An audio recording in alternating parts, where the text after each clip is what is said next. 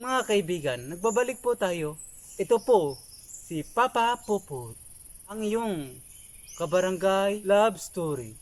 Ang kwento na ito ay tungkol sa ating mag-ina na iniwan niya yung kanyang anak sa bahay at sa huli, ito ay nawala sa kanya. Mga kaibigan, simulan na natin ang ating kwento.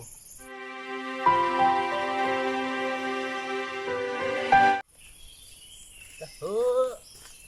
Taho! Taho ka muna! Taho! Ning! Wili ka! Dinisan mo! Ang hapo mo!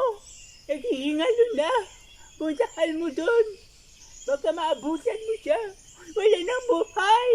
Bilisan mo! Ano? Nagigingalo na yung apo ko? Bakit ngayon mo lang sinabi? Ha? Sige, pupuntahan ko na.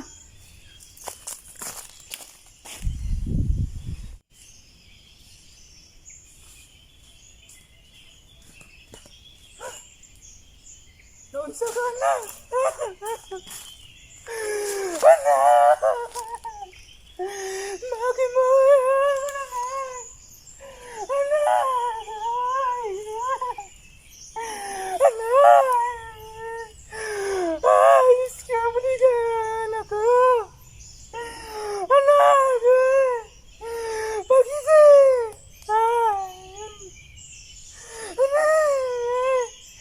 Pagising ka na!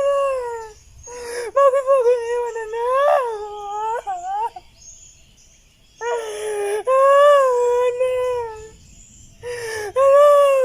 Bakit mo ako iniwan? Mahal na mahal ka na!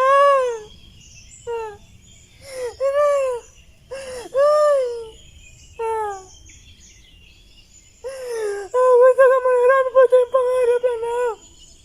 Bakit mo iniwan yung mama mo? Anak! Gising!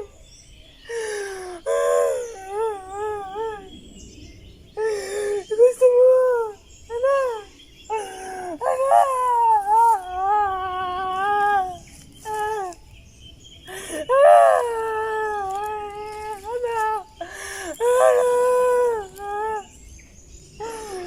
Mga kaibigan, doon po yung nagtatapos ang ating kwento ng isang ina at saka kanyang anak. Nakita nyo, mga kaibigan, yung kwento ng mag-ina kung paano niya minahal ang kanyang anak na sa huli ay iniwan siya. Kung ako sa inyo, kung meron kayong anak, huwag niyong pababayaan. At kung umalis man kayo sa inyong tahanan, ay siguraduhin ninyong mayroong pagkain ang inyong anak para sa pag-uwi nyo, buhay yung maabutan nyo. Doon lang po nagtatapos ang ating kwento.